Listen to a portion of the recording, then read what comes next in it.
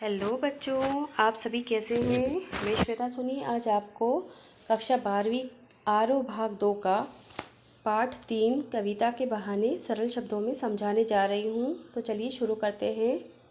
इस कहानी का थोड़ा हम सारांश समझते हैं। कविता के बहाने कविता में कवि कुंवर नारायण जी ने कविता की तुलना चिड़िया, फूल और बच्चों से की है। ठीक है, तो कविता एक उड़ान है चिड़िया के बहाने। कविता की उड़ान भला चिड़िया क्या जाने, बाहर भीतर इस घर उस घर। कविता के पंख लगा उड़ने के माने, चिड़िया क्या जाने। इसमें शब्दार्थ है। बहाने मतलब माध्यम, माने अर्थ, भीतर मतलब अंदर, और पंख लगा मतलब कल्पना के पंख लगाकर, और असीम जिसकी कोई सीमा ना हो। इसमें प्रसंग है। प्रस्तुत पंक्तियाँ कुंवर नारायण द्वारा रचित कविता के बहाने से ली गई है। यह कविता आत्मजयी नामक संग्रह से संकलित है। इस कविता में कवि ने कविता की असीम संभावनाओं, असीम अवसर को व्यक्त करने के लिए चिड़िया की उड़ान का उदाहरण दिया है। व्याख्या। कविता की उड़ान को समझने के लिए चिड़िया की उड़ान का उदाहरण दिया है, लेकिन वे यह भी कहते हैं कि चिड़िया एक सीमित दायरे में उड़ती है। वह घर के अंदर, घर के बाहर और एक घर से दूसरे घर तक ही उड़ सकती है। लेकिन कविता की उड़ान असीमित है, जिसकी कोई सीमा ना हो। कविता कल्पना के पंख लगाकर समय और स्थान की सीमाओं को पार कर जाती है। चिड़िया कविता की उड़ान के मर्म भेद को समझ नहीं सकती, क्योंकि कविता की उड़ान मनुष्य के मन की गहराइयों से होती है। अर्थात कविता की रचना और उसका अनुभव मनुष्य की आंतरिक भावनाओं, विचारों और अनुभव से जुड़ा होता है। यह उड़ान मनुष्य के मन के भीतर से ही शुरू होती है। इसकी दूसरी पंक्ति है। कविता एक खिलना है फूलों के बहाने।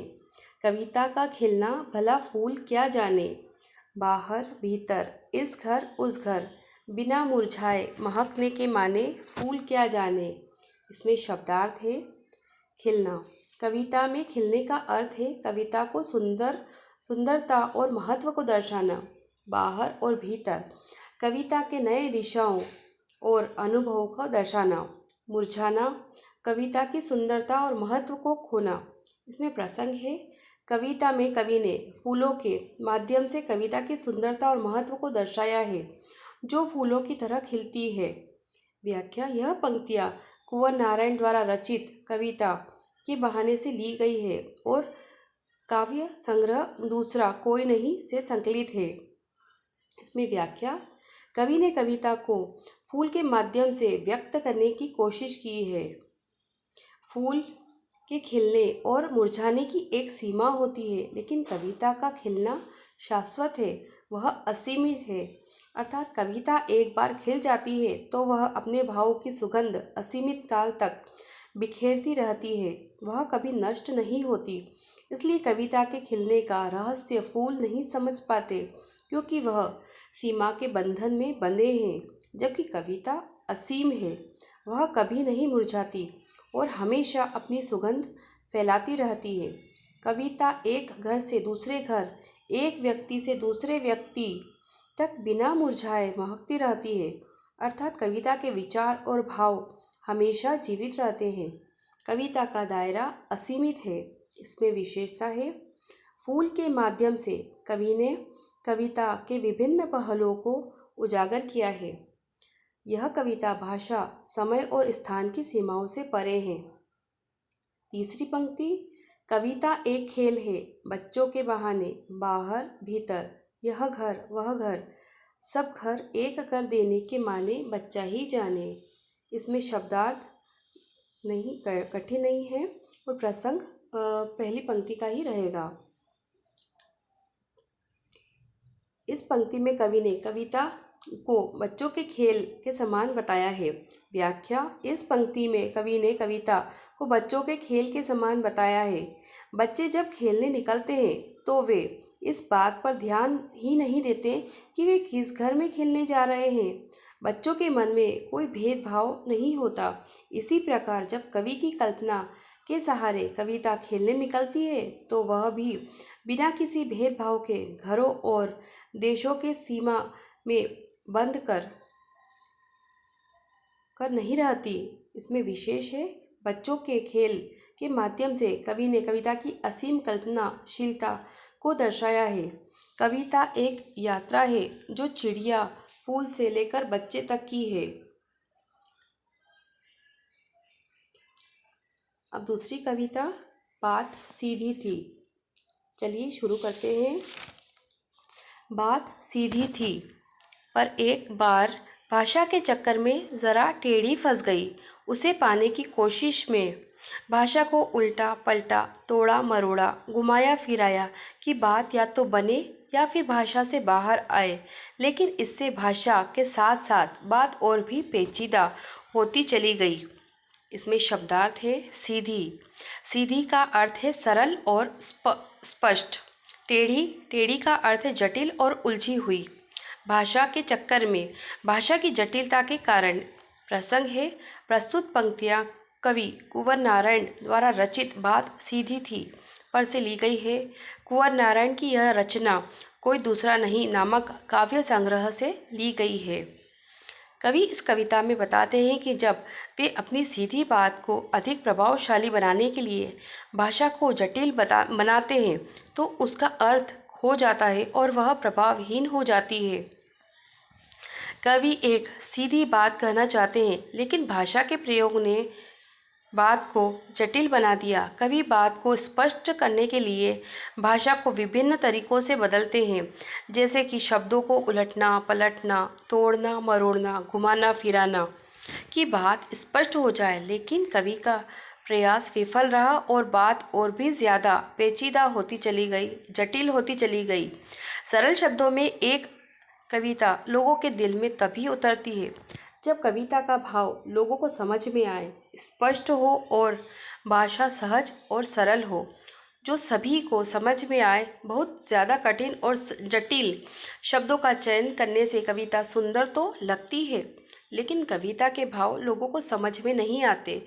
ठीक यही बात कवि इस कविता में कहना चाह रहे हैं। कवि इन पंक्तियों में यह कहना चाहते हैं कि पंक्तियों के भाव श्रोता को सीधे सीधे समझ में आने चाहिए। भाषा जटिल होने के कारण वे कविता के भाव समझ नहीं पाए। कवि ने दोबारा से अपनी कविता देखा तो जटिल होने के कारण कहीं ना कहीं टेढ़ापन आ चुका था, यानी लोग कविता के भाव समझ नहीं पाए। कवि ने भाषा सरल करने के लिए शब्दों में बदलाव किया। ठीक करने के चक्कर में भाषा और भी ज़्यादा जटिल हो गई और भी ज़्यादा पेचीदा हो गई। इस बदलाव के चक्कर में भाषा और बात दोनों और भी ज़्यादा पेचीदा होते चले गए। विशेषता तो यहाँ पर कवि कहना चाहते हैं कि कविता में सहजता और सरलता होनी चाहिए। दूसरी पंक्ति है, सारी मुश्किल को धैर्य से समझे बिना मैं पेंच को खोलने के बजाय उससे बेतरह कसता चला जा रहा था, क्योंकि इस करतब पर मुझे साफ सुनाई दे रही थी तमाशबीनों की शाबाशी और वाह वाह। आखिरकार वही हुआ जिसका मुझे डर था।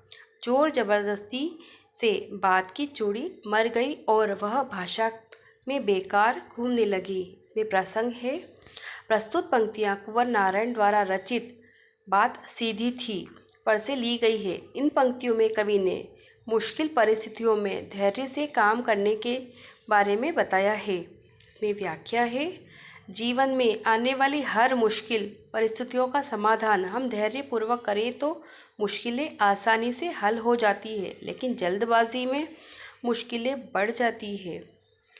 इन पंक्तियों में कवि यह भी कहना चाहते हैं, जैसे दो वस्तुओं को जोड़ने के लिए पेंच में चूड़ियों या खांचों का होना आवश्यक है ताकि पेंच पर वस्तुओं की पकड़ मजबूत हो सके। पेंच को अच्छी तरह कसने के लिए सही दिशा में घुमाना भी आवश्यक है। गलत दिशा में पेंच कसने के बजाय खुलने लगते हैं और ज़बरदस्ती करने पर पेंच के खांचे टूट भी जाते हैं। ठीक यही बात कवि के साथ भी हुई कि बात को कैसे कहा जाए और कैसे लिखा जाए कि वह लोगों को समझ में आ सके। इन परेशानी को धैर्य से समझे बिना कवि ने कविता के शब्दों को घुमा फिराकर और भी ज़्यादा जटिल बना दिया।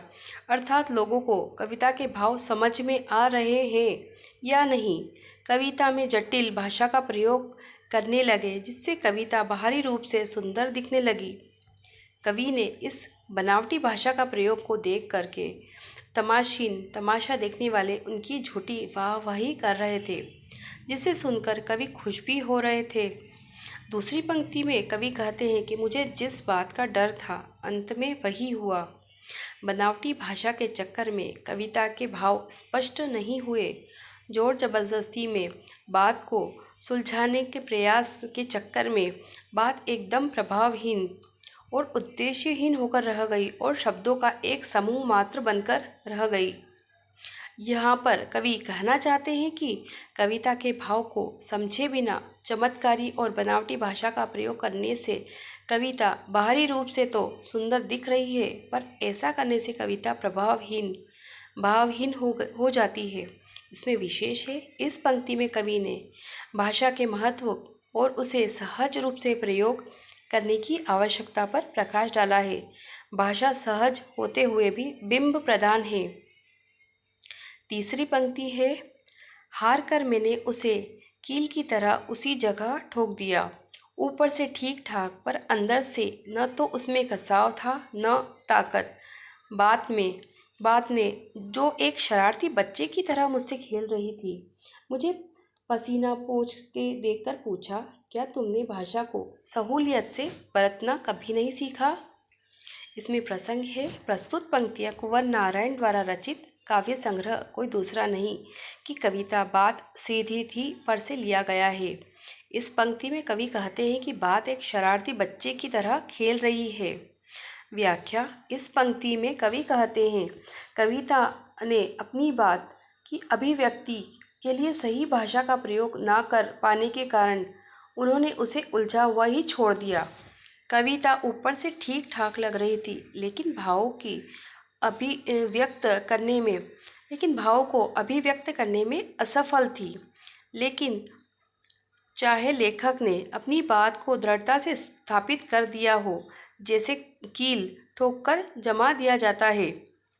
कवि आगे कहते हैं, मुझे पसीना पोंछते परेशान देख करके बात रूपी नटखट बच्चे ने पूछा कि क्या आपने सरल और सुविधाजनक भाषा का प्रयोग करना नहीं सीखा? यहाँ पर बात को शरारती बच्चा कहा जाता है, क्योंकि बच्चे बहुत अधिक शरारती होते हैं। वो शरारत करते हैं और शरारत करते समय किसी की पकड़ में नहीं आते, इसलिए बात को शरारती बच्चा कहा गया है। कवि कहते हैं कि अच्छी बात को कहने के लिए, अच्छी कविता को बनाने के लिए सही भाषा और सही शब्दों का सही बात से जोड़ना आवश्यक है, ताकि समझने में आसानी रहे और भाव भी स्पष्ट हो। विशेषता, कविता की भाषा सरल साहित्य खड़ी बोली है। पसीना पोंछना परेशानी के अर्थ को सूचित करने वाला मुहावरेदार प्रयोग है। तो बच्चों, यह थे पार्ट 3 के बात सीधी थी इजी एक्सप्लेनेशन। प्लीज़ आप हमारे चैनल को लाइक, शेयर और सब्सक्राइब करें और इनके स्क्रीनशॉट आप ले सकते हैं।